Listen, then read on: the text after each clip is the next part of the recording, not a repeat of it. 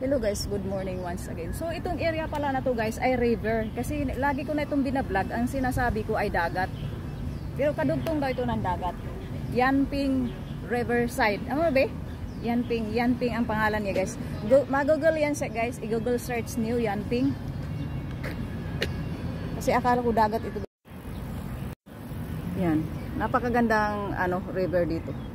Maaliwalas. Pagdating alas 5 dami ng tao dito. Kukunan ko ulit. So, Yanping River ang tawag dito. Kadugtong daw ito ng dagat. Kasi ang pag-vlog ko dito guys, correction, ay sinabi ko na dagat. Ang ganda dito guys kapag mga alas 4 pa kasi maliwanag na. Yung hindi pa talaga maraming tao at saka hindi pa masyadong mainit.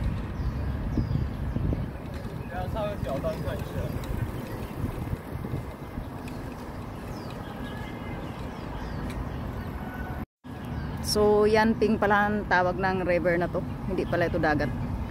So, iko-correct ko lang yung nakaraang vlog ko. Kasi sinabi ko na dagat. So, that is it guys. Thank you so much for watching. And please follow me. Bye for now.